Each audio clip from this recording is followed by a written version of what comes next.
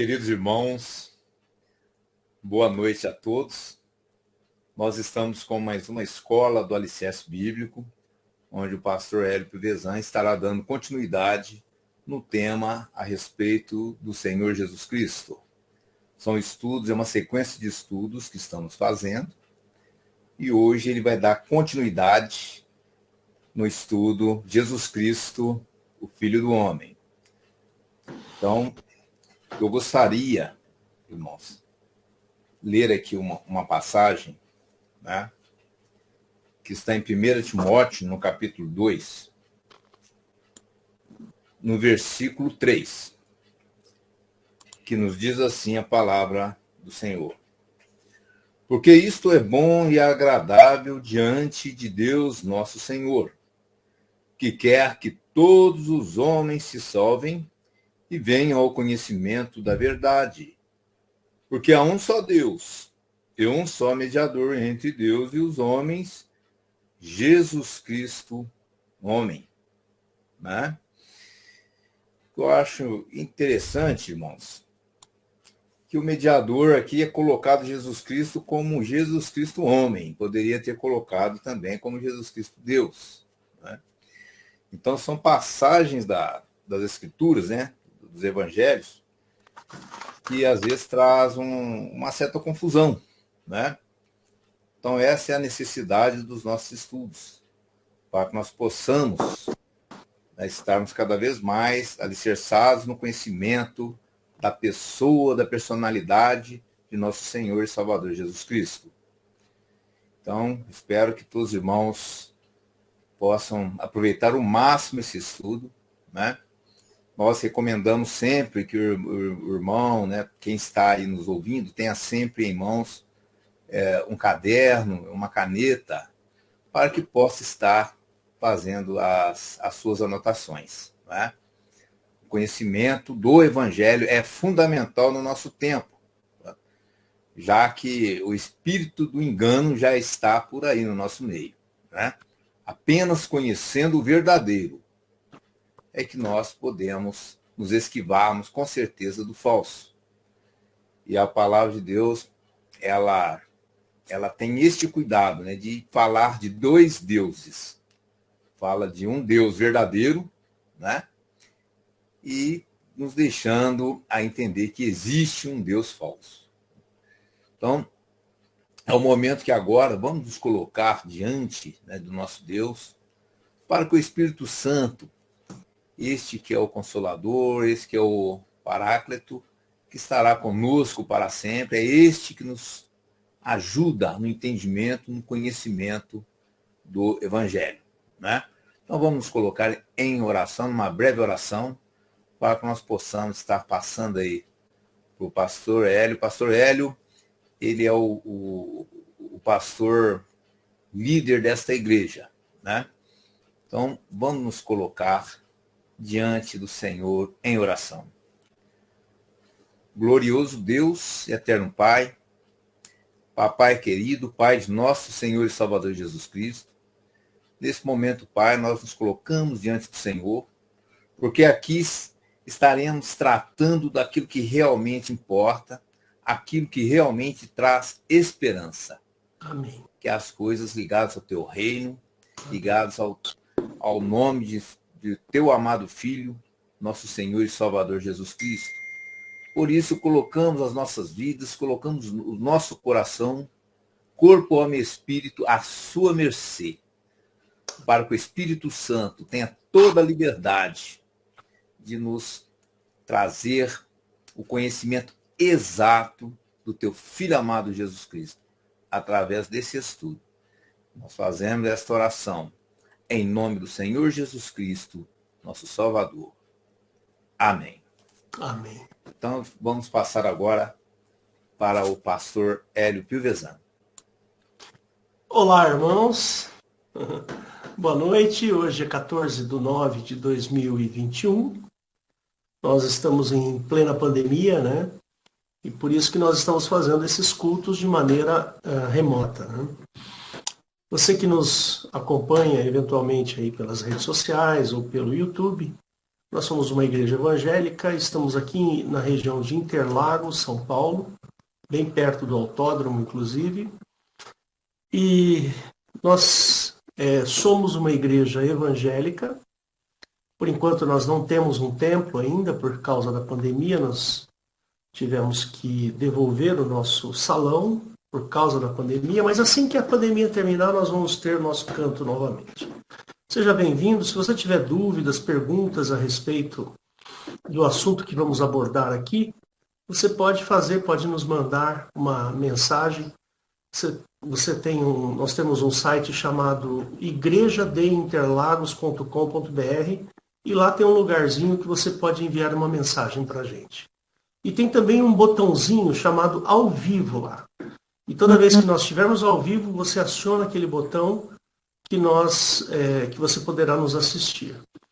Tem lá também na primeira página os horários dos nossos cultos para você se orientar. Então, seja bem-vindo e vamos à mensagem de hoje.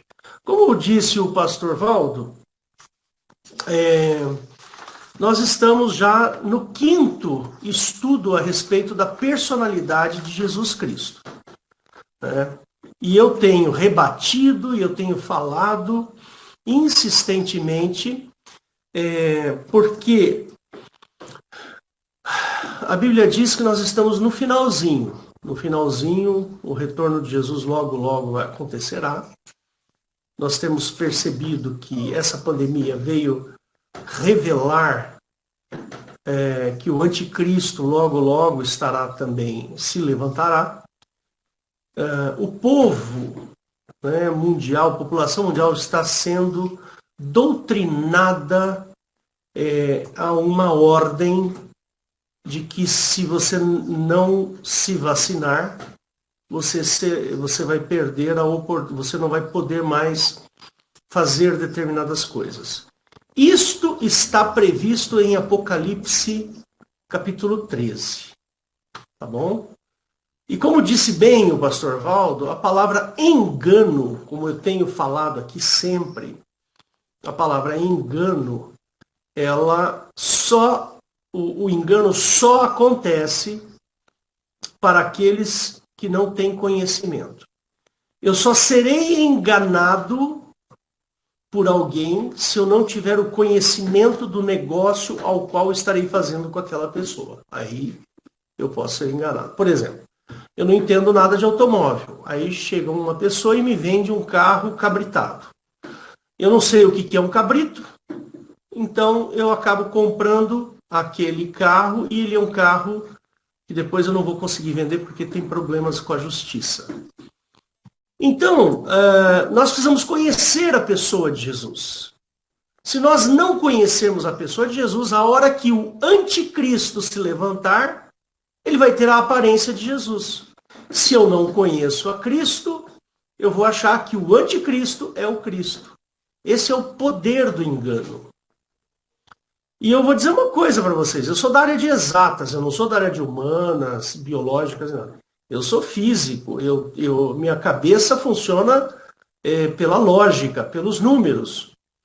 E quando eu leio a Bíblia, eu tento ser o mais lógico possível. Né? E como físico, como cientista que eu sou, eu olho para a Bíblia e não vejo, de forma alguma, a ciência interferindo nas questões espirituais.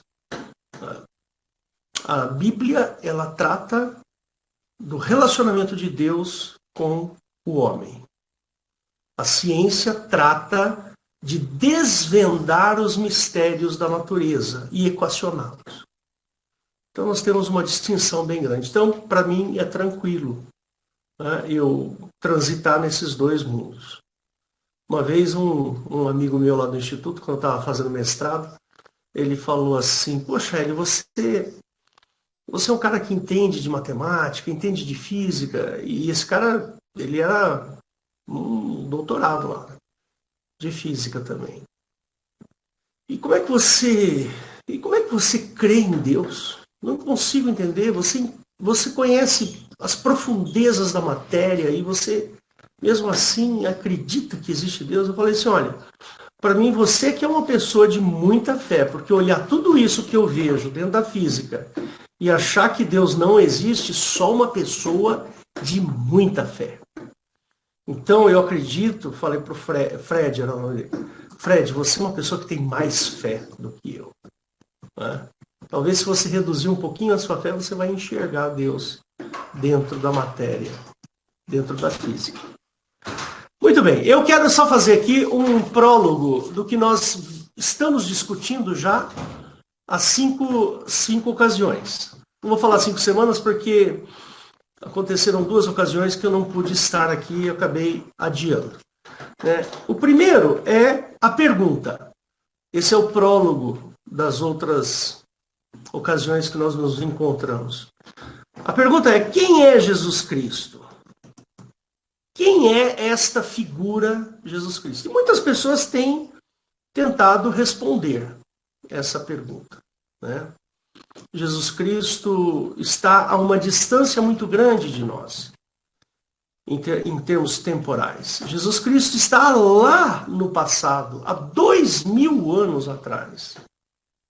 Jesus aconteceu há 2000 anos atrás. E todo esse tempo, essa passagem na história impactou a humanidade de uma forma muito intensa. Tanto é que nós contamos o tempo, 2021 anos depois de Jesus Cristo. Né? E nós vemos a cultura ocidental toda marcada pela existência do Senhor Jesus. Então a gente tem que acreditar que Jesus realmente foi um personagem extremamente intenso, extremamente forte. Mas uma coisa é clara, poucas pessoas conseguem responder realmente quem é Jesus Cristo. Nós temos uma Bíblia Sagrada. Se alguma coisa hoje, 2000 anos depois, nós podemos entender alguma coisa sobre Jesus, então nós vamos usar esse livro aqui, a Bíblia Sagrada. Que esta igreja crê de Gênesis e Apocalipse. Nós entendemos que a Bíblia ela contém ali a mensagem sobre o relacionamento de Deus com o homem. É assim que eu imagino, que eu penso. Tá bom? Muita gente tem feito essa pergunta. Até o próprio Jesus fez essa pergunta lá em Marcos 16:16. Anota aí e depois você lê o texto. Ele pergunta, quem vós pensais que és o filho do homem? E lá eles respondem. E mais para frente, muitos vão se perguntando. Né? O próprio Flávio Josefo, que foi um historiador ali, logo depois de Jesus Cristo, uns 200, 300 anos após Jesus, ele versou sobre esse assunto, né? E disse a respeito de Jesus. Né? Aí você dá uma olhada lá na Bíblia e começa a ler o Novo Testamento e vê esse personagem, Jesus. Muitas vezes, o que está escrito lá, nós precisamos parar e pensar um pouquinho.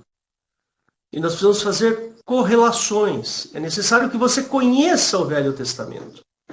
É fundamental que você conheça o Velho Testamento para saber quem é Jesus Cristo. Jesus Cristo, ele veio de um povo, e esse povo se chama povo judeu. Se você não conhecer a história do povo judeu, você vai ter dificuldade para entender quem é Jesus. Percebe?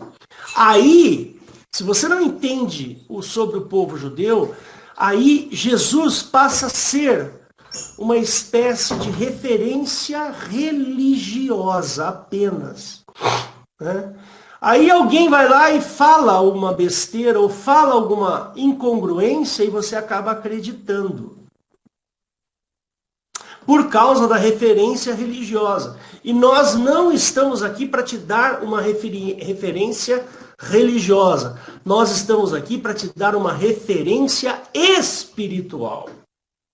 Para que a gente possa dar essa referência espiritual, nós precisamos apresentar o Senhor Jesus em todos os seus aspectos. Não apenas aquele que está pregado na cruz, na forma de uma estátua. Ou aquele que está lá no Rio de Janeiro com os braços abertos. Não. Aquilo ali é uma referência religiosa, não é espiritual. O Senhor Jesus que nós vamos te apresentar é um Jesus que tem detalhes muito importantes com relação à nossa fé. A nossa fé, ela está intimamente ligada, profundamente ligada com os aspectos de Jesus Cristo. E não de aspectos de uma determinada religião. Percebe? O religioso, o líder religioso, ele vai lá e molda um Jesus Cristo para atender às demandas do povo. Mas nós estamos aqui para apresentar um Jesus que não é moldado para uma demanda universal, que é a nossa vida espiritual. Então, nós não vendemos a Jesus Cristo. Nós não trocamos com você a fé em Jesus. Nós não temos um Jesus padrão de prateleira, aonde você ressalta determinados pontos que você quer e omite determinados pontos que pode prejudicar a sua intenção. Mas nós não. Doa aonde doer. Não importa o que quer que seja, nós vamos apresentá-lo adequadamente. Quando você lê a Bíblia lá e começa a ver no Novo Testamento, ele se apresenta como filho do homem. Então ele diz assim, existe essa expressão, filho do homem, que significa, eu já preguei a respeito disso aqui, uma dessas pregações dessa série que eu estou fazendo, fala sobre a palavra ou a expressão filho do homem, que significa nascido do homem. E também se define como filho de Deus, que significa nascido de Deus. Sendo assim, nós dizemos que Jesus Cristo revela uma natureza humana e uma natureza divina. Não é meia natureza humana e meia natureza divina. Não. Não é isso. Jesus, ele tem duas naturezas. Uma divina e uma humana. Ele só conseguiu a natureza divina, a plenitude da natureza divina, porque passou pela natureza humana. Percebe? Então nós precisamos tomar um certo cuidado com isso, né? Jesus nunca é chamado de um filho de Deus. Ele sempre é chamado de o Filho de Deus. Isso aí você vai encontrar lá nos primeiros capítulos de Jó. Dá uma lidinha lá, Jó 1 e 2, e acho que o 3 também. Você vai perceber que existem vários filhos daquele Deus, Jeová. Mas este Filho de Deus é o Filho do Pai, que está nos céus. É outro Deus. Tá bom? Um outro ponto, né? Jesus se relaciona com Deus de uma maneira única. Não existe, até então, um relacionamento de um líder da maneira como Jesus se coloca. Então, relacionar-se com Deus, Jesus se relaciona de uma maneira muito diferente. Nenhum outro líder religioso de uma grande expressão religiosa se relaciona como Jesus se relaciona com Deus. Então você, por exemplo, João 10:30, depois você lê lá. E nunca se viu alguém proclamando esse tipo de relacionamento. Jesus Cristo é o único. É o único. Então nós vamos entender agora por que Jesus chama-se Cristo. Quando a gente se referencia a Jesus, nós falamos Jesus Cristo. Né? A palavra Jesus vem do hebraico, né, que é Yeshua. Tá? E Cristo vem do grego, que significa ungido,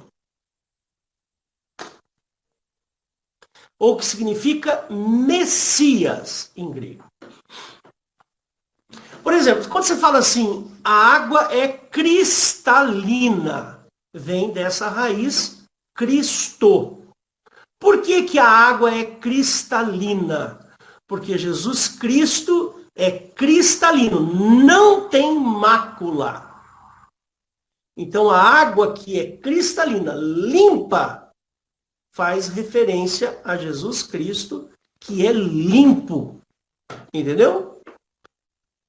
Ok? Então, esse radical Christ, tá? Christ é do grego, mas lá no original significa o Messias. E nós vamos entender já já essa questão do Messias, você vai ver. Muito bem, essa palavra é sugerida pelo costume de ungir, né, os reis. O que é a unção ou ungido, né? Como Cristo, a palavra Cristo significa Messias, que Messias significa ungido. E o que é ungido? A palavra ungir significa derramar óleo sobre a cabeça. Então, quando uma pessoa é ungida, significa que o óleo foi derramado sobre aquela cabeça. E esse cerimonial de unção, ele é um cerimonial para definir a autoridade a alguém. Então, assim como a coroação, por exemplo, na Inglaterra temos a rainha.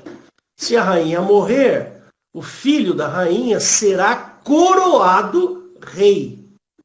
Então, a unção tem mais ou menos esse papel. O papel da coroação lá na Inglaterra. Então, lá no Velho Testamento, quando se ungia reis, era que naquele momento estava sendo depositado sobre a cabeça do rei a autoridade do rei. Por isso, o costume da unção. Tá bom? Esse é um hábito, é um costume. E essa palavra unção, gente, ungir com óleo, é uma questão bastante interessante e remonta a um passado muito longínquo. Por quê? Porque esses povos que viveram ali na região do Oriente Médio é uma região extremamente seca. Então, é extremamente seca, com pouca água, percebe? E isso faz mal para a pele, isso faz mal para a pessoa. Então, é muito comum as pessoas, durante o dia, passar uma espécie de óleo no rosto, no corpo. Por exemplo, sabe aqueles povos chamados tuaregues que vivem no deserto, lá na região do Saara? Aqueles povos tuaregues, eles usam uma roupa preta, né? Uma túnica preta. E aí uma vez eu tive a oportunidade de perguntar para uma pessoa que viveu naquela região, e eu perguntei, mas o preto não absorve mais calor, né? Aí ele falou assim, não é essa a questão. A questão é a seguinte, é que o tuareg, ele se besunta com banha de carneiro no corpo. Né? Então, todo o corpo dele, por baixo daquela túnica, é besuntado com banha de carneiro. A banha de carneiro, ela dissipa melhor o calor. Né? E a túnica preta, ela evita, não sei porquê, mas o acúmulo de calor dentro daquela túnica. E ele falou que, lógico, que as pessoas que estão lá, elas suportam o calor com muito mais facilidade. Mas ele disse que dentro da túnica ela é bastante grande, o suficiente para que o vento entre por baixo e refresque o corpo da pessoa. Tá certo? Então, essa questão de você besuntar ou ungir é uma situação que está muito ligado a questões ambientais daquela época. Então, então vamos ungir o rei com azeite ou com óleo, né? Vamos depositar a autoridade sobre a cabeça daquela pessoa. né? Então está aí a origem desse símbolo da unção. Nós ungimos um pastor, por exemplo. Nós vamos ungir um pastor, né? Esse ato de ungir é como se a congregação depositasse sobre a cabeça daquela pessoa a responsabilidade do pastorado. É isso que significa a unção pastoral. Ah, então fulano é ungido. Por exemplo, eu sou ungido, eu fui ungido, pastor. Ou seja, sobre a minha cabeça foi depositada a autoridade pastoral. O Valdo, inclusive quem ungiu o Valdo fui eu.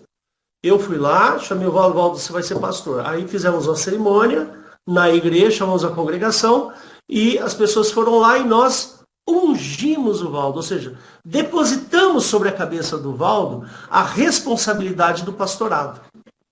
Tá bom? É isso que significa. Tá bom? Essa consagração era muito dada aos reis. Então, só para você ter uma ideia, lá em 2 Samuel 1,14, você tem que ler todo o livro, o capítulo 1 de 2 Samuel. Mas no versículo 1,14, ele fala dessa unção de rei. Deixa eu colocá-la aqui para você poder entender o que eu estou falando. Mas depois você lê todo o capítulo, tá? Todo o capítulo para você entender. Vamos lá. 2 Samuel, capítulo 1, verso 14. Só para mostrar para você, vamos dizer assim, essa tradição, né? Davi lhe disse: como não temeste tu estender a tua mão para matares o ungido do Senhor? Aqui ele está falando, essa historinha aqui que ele está falando, é a respeito de Saul. Saul tinha sido ungido do Senhor. Tá certo? Ele tinha sido ungido rei por Samuel. Samuel foi lá e ungiu o rei Saul. E Davi entrou em conflito com Saul. E num determinado momento, Davi teve a oportunidade de matar Saul. Mas ele não matou. Por quê? Porque ele sabia que, apesar de Saul querer matar Davi, Davi sabia que Saul era ungido do Senhor. Né? Então ele falou assim, como tu não temeste em estender a mão para matar o ungido do Senhor. Né? Tá bom? Mas leia todo o contexto ali para você entender o contexto. Tá? Não é o objetivo disso agora, entender esse contexto. Saul, como eu estava dizendo, ele foi um fracasso. Porém, Davi não tocou na vida de Saul para o matar. O que denotava uma virtude muito grande para este senhor aqui. Quem é este senhor? Se a gente for aqui, nesse ara, tá vendo esse ara aqui, 193, mais, eu vou colocar ele aqui, nós estamos no Samuel 2, e eu vou aqui nesse ara 193 mais. Então, nós vamos aqui, e olhar esse número aqui, H3068. Esse aqui é uma referência de um dicionário chamado Strong's. Você aí do outro lado não vai enxergar, mas na gravação aparece. Então eu vou colocar aqui em cima dessa palavra, e se você olhar na referência Strong's, ele está falando de Iehová, ou seja, ele está falando de Jeová.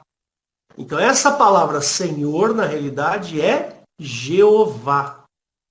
Ok? Vamos voltar aqui no ACF. Então ele diz assim, ungido de Jeová. Como não temestes tu estender a mão para matares o ungido de Jeová. Para você entender bem esse texto, você tem que ler tudo, hein? Não pode esquecer. Muito bem. Como Saul foi um fracasso, esta ação de Davi foi tida como virtude diante de Jeová. Né? A grande maioria dos reis de Israel, a grande maioria, se corromperam. Se você lê todo o Velho Testamento, você vai perceber que os reis de Israel, todos eles se corromperam. Até os reis bons, os ruins e os bons. Né? E conduziram o povo, de uma certa forma, a abominações e idolatrias. Até os reis piedosos foram corrompidos desta forma. Parece que foi até uma maldição, mas não vou discutir aqui com você. E diante desse caos, dessa corrupção nos reis, né, quase todos os reis foram corrompidos, né, os profetas de Israel começaram a expor, vamos dizer assim, a expor uma profecia de um rei que viria no futuro, que seria um outro tipo de rei. Então, diante deste caos espiritual dos reis de Israel, os profetas expuseram a promessa de um rei que vinha da casa de Davi, um rei ainda maior que Davi, sobre o qual repousaria o Espírito Santo de Jeová, com um poder ainda maior que o poder de Davi. Então, anota aí as referências para essa afirmação que eu fiz. Isso está em Isaías 11, de 1 a 3. E Isaías 61, verso 1. Vamos colocar lá? Isaías 11, só para a gente dar uma olhada. 11, de 1 a 3. Então ele fala assim, porque brotará um rebento do tronco de Jessé, e das suas raízes um renovo frutificará, e repousará sobre ele o Espírito de Jeová, o Espírito de sabedoria e de entendimento, o Espírito de conselho e de fortaleza, o Espírito de conhecimento e temor de Jeová. E deleitar-se-á no temor de Jeová, e não julgará segundo a vista dos seus olhos, nem repreenderá segundo o ouvir dos seus ouvidos. Então tá aí, para você ver como que estava proposto o surgimento deste novo rei. Ele também seria chamado Filho de Deus. Vamos dizer assim, essa pessoa que viria, né? Esse rei que viria. Ele seria chamado Filho de Deus e receberia vários nomes divinos. Então, essa afirmação está baseada nos versículos de Isaías 9, 6 e 7 e Jeremias 23, 6. E o seu reino seria eterno e todas as nações estariam sob o seu domínio. Então, essa é a profecia de um rebento do tronco de Jessé. Ok? Jessé é uma pessoa da raiz de Davi, ou da descendência de Davi. Tá ok? Muito bem, deixa eu parar a partilha aqui. Mas e aí, como é que fica? A pergunta é essa. Jesus é ou não é este sujeito? Ele é ou não é o resultado dessa profecia? Então aqui a teologia diverge um pouquinho de mim. Né? Eu tenho algumas divergências teológicas aqui nesse caso. Eu vou expor para vocês o que eu penso. Eu não penso quadradinho, eu já falei isso para vocês. Eu penso um pouquinho de uma maneira um pouco mais lógica. Né? Se você está preocupado em atender o que a teologia diz porque é mais fácil, o que a teologia diz é realmente mais fácil, você crê e pronto, não precisa pensar.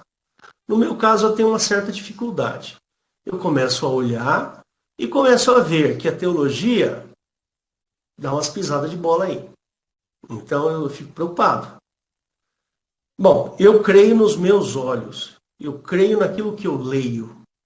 Não aquilo que me dizem que eu devo crer. Tá certo?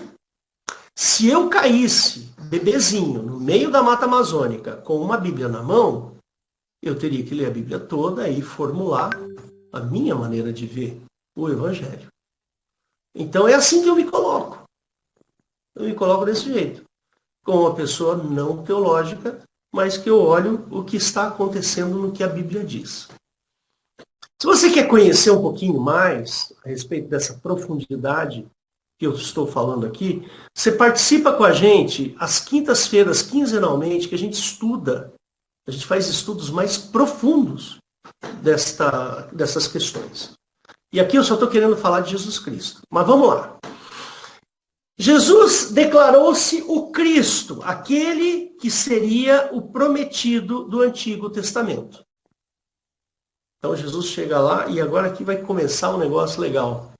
A gente vai começar a entender a mente habilidosa, a mente maravilhosa que é a mente de Cristo. A maneira como ele viu a humanidade. Não a maneira como Jeová via a humanidade. Jeová, lá no Velho Testamento, ele cuidava do povo dele. Era o povo de Israel. Era um cercadinho. Era um grupo de pessoas que tinham alguns costumes, alguns jeitos de viver. Jesus Cristo não viu dessa forma. Jesus Cristo viu uma coisa muito além disso. Ele viu a humanidade. Ele viu o coração do homem. Ele viu a condição humana. É por isso que eu digo, Jesus Cristo não é o mesmo Messias de Jeová. É diferente. Eu vou mostrar para vocês. Jesus recebeu elogio de Deus no Rio Jordão, lá no batismo. Em Marcos 1,11. Eu vou mostrar para vocês. Marcos. Cadê? Me perdi aqui. Marcos 1,11. Anota aí, tá? Espera aí que eu fiz besteira aqui. Agora vai. Ai, computador é um problema para mim, viu? Compartilhar. Tá aqui. Vamos lá. Em Marcos 11, no verso... Marcos 1, no verso 11. Marcos 1, no verso 11. Então Jesus estava ali no Jordão para ser batizado por João Batista. Logo depois que Jesus saiu das águas, né, logo que ele saiu da água, viu os céus abertos e o Espírito. Esse Espírito aqui é o Espírito de Jeová. Como uma pomba que descia sobre ele. E ouviu-se uma voz dos céus que dizia: Tu és o meu filho amado, em quem me comprazo, em quem tenho prazer. Então Jeová declara que Jesus é o filho dele. Então cumpre-se aqui parcialmente a promessa.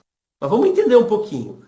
Seria exatamente como prometido no Velho Testamento? Até esse momento Jesus seria.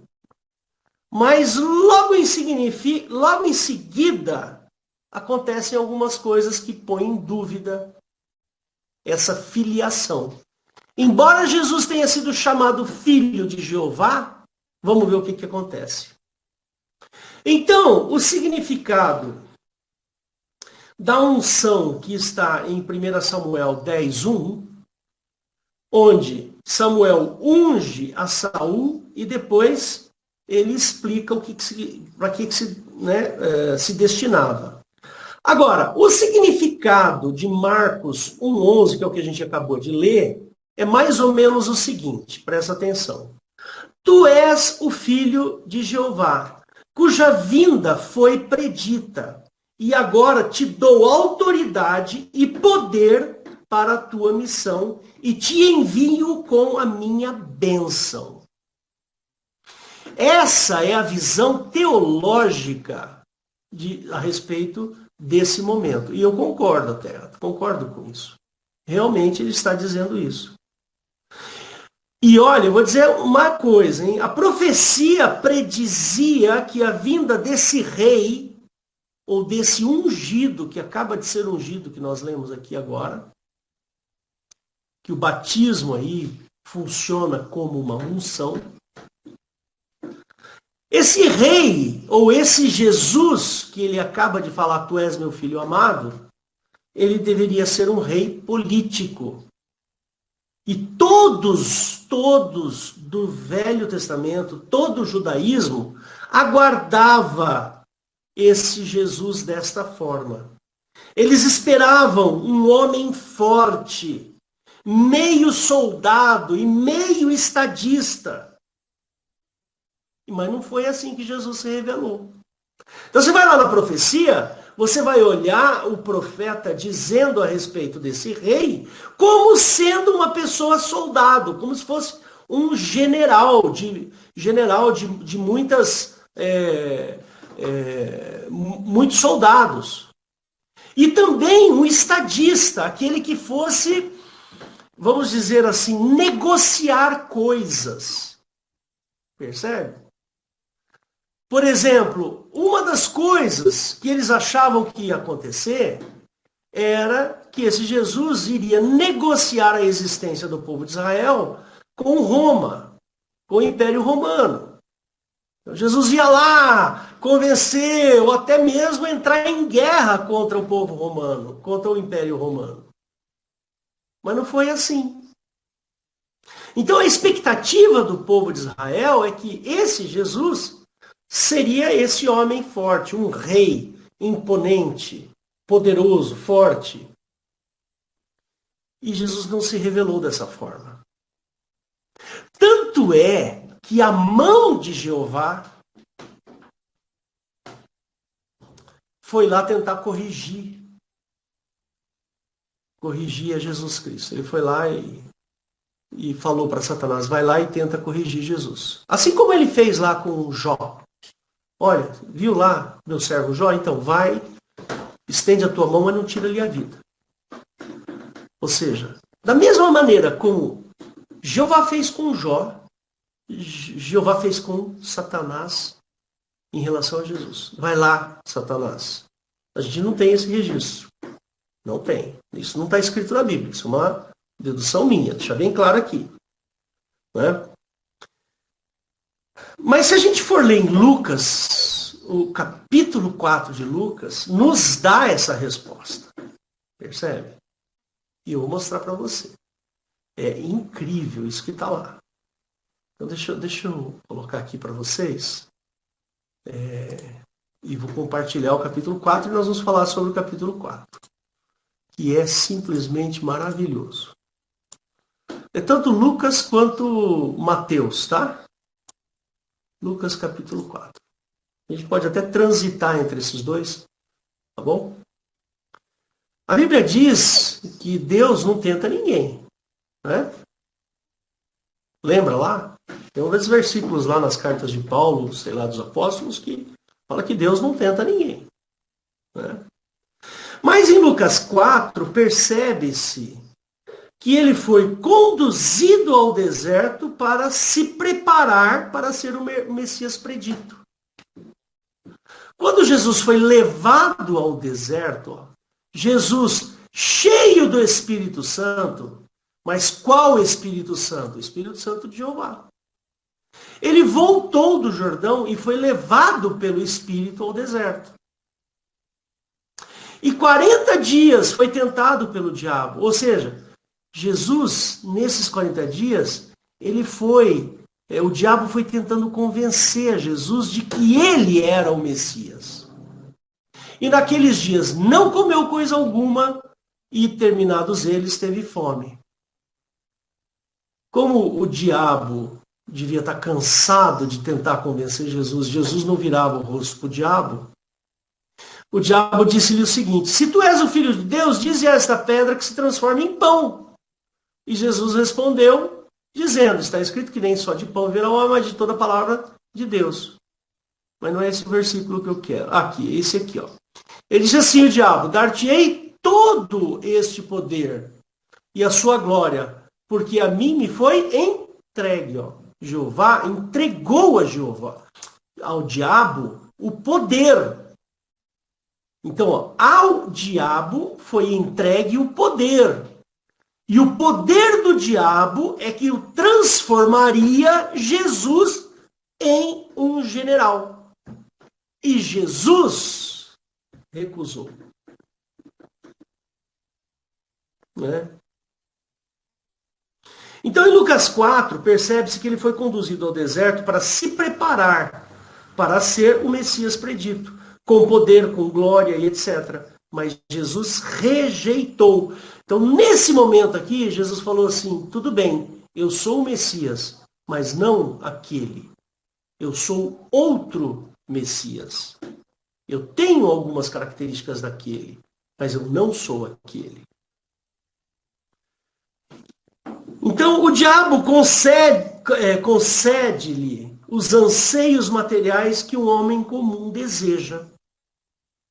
Então, nesses versículos que você está vendo aqui, o diabo tenta convencer a Cristo de que ele precisa de poder para exercer vamos dizer assim, o legado messiânico dele. Ele precisa de glória. Ele precisa de poder. Ele precisa estar bem alimentado. Né? E o diabo vai lá e apresenta coisas que tenta deslumbrar a Jesus.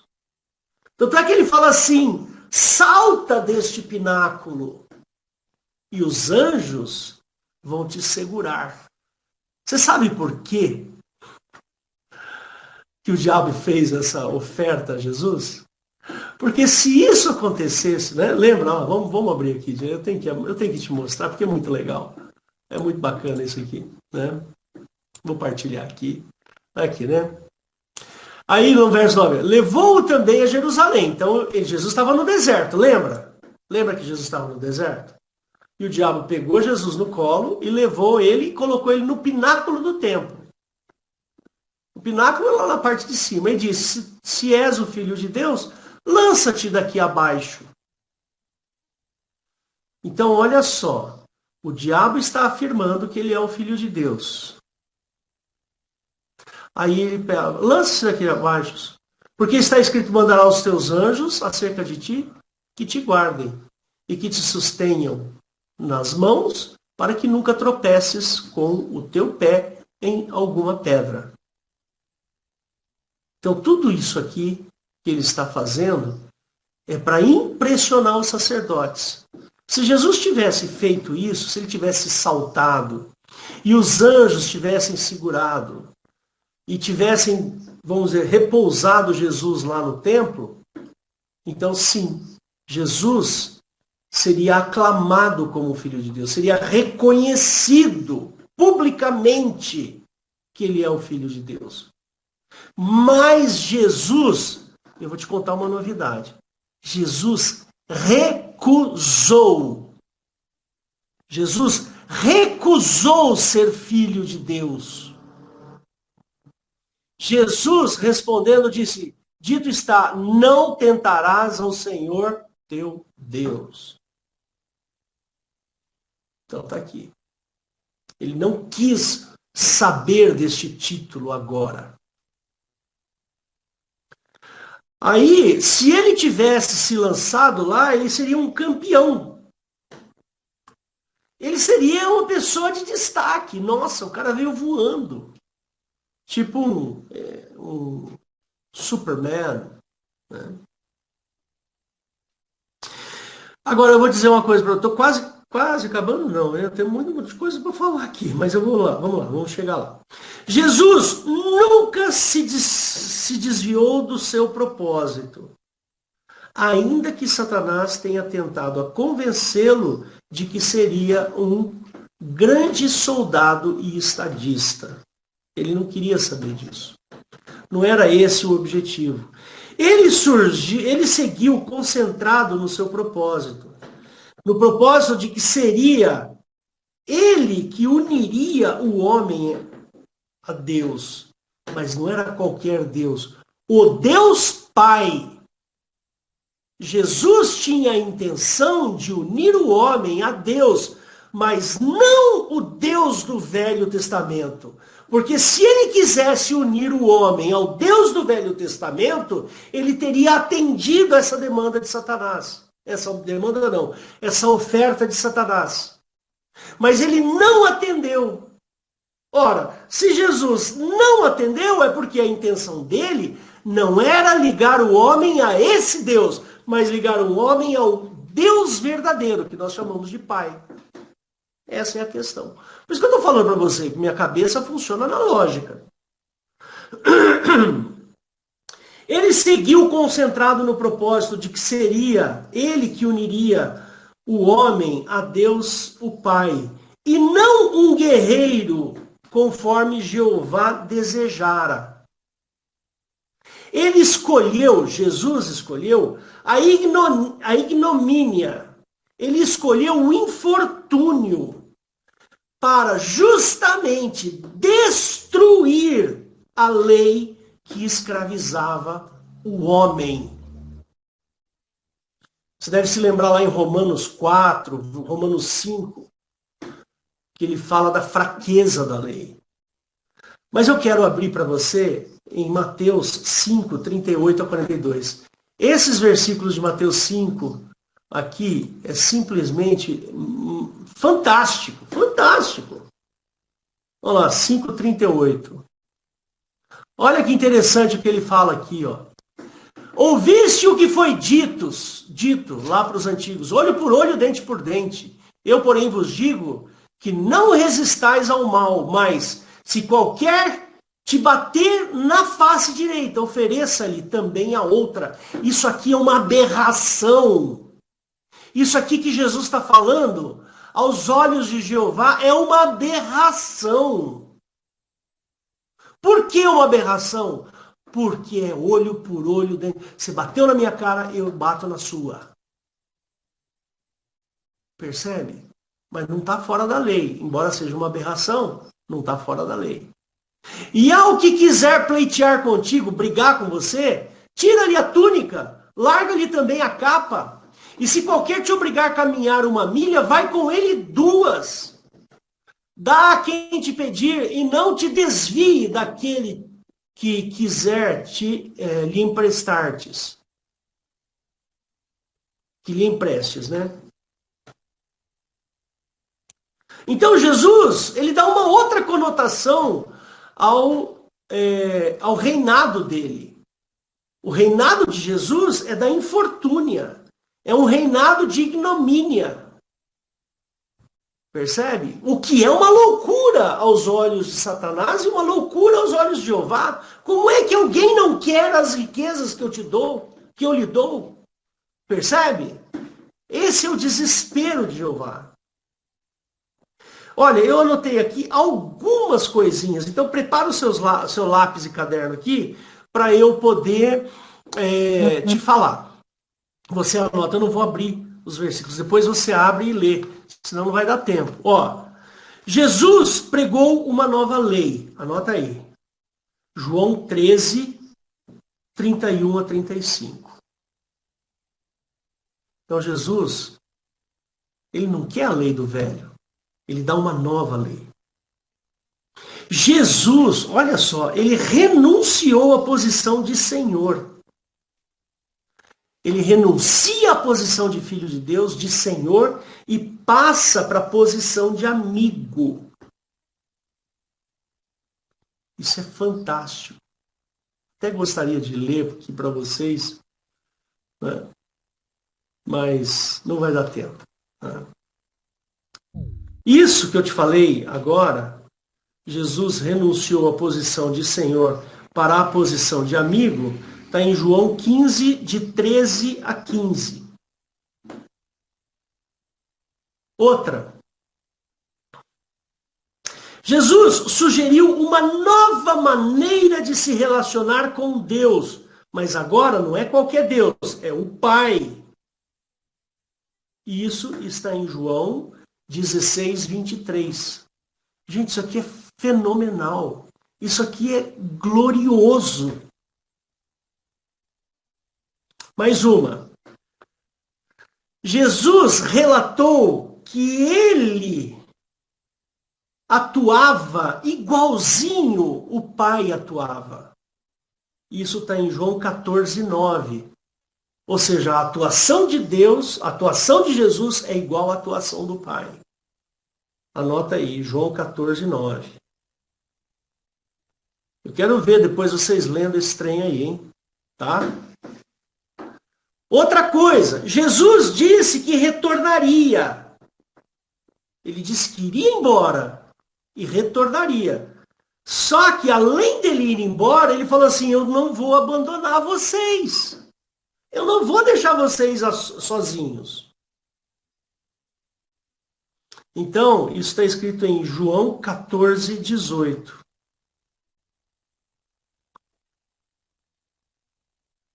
Tem uma revelação aqui de Jesus Cristo que não está em lugar nenhum no Velho Testamento. Jesus revelou o derramamento a todos,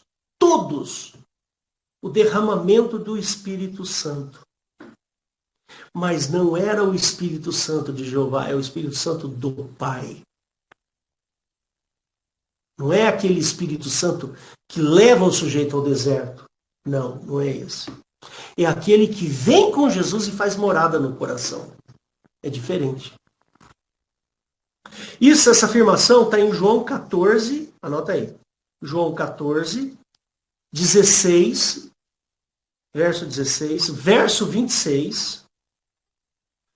Está em João 15 também, verso 26.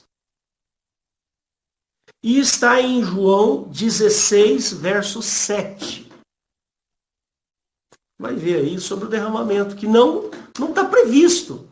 Este rei, este ungido, não estava, essa forma de reinar não estava prevista por Jeová. Jesus indicou que seria morto e que ressuscitaria. Ele falou isso. E realmente isso aconteceu. Então essa minha afirmação está em Marcos 8:31, anota aí. Está em Marcos 14:58 e está em João 2, versos 19 e 20.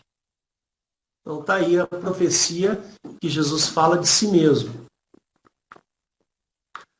E uma coisa extremamente gloriosa que Jesus nos deixou.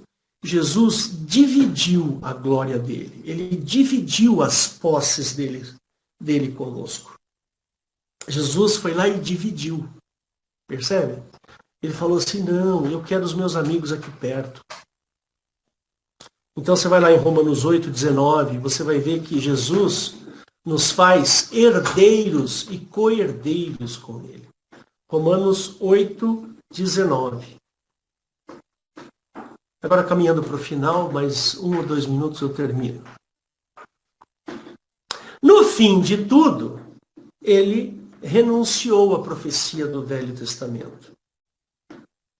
Ele renuncia à profecia messiânica de que seria politicamente, que reinaria politicamente. E na cruz ele foi amaldiçoado por Jeová. Jesus foi amaldiçoado por Jeová. Percebe? E isso porque Jeová o abandonara.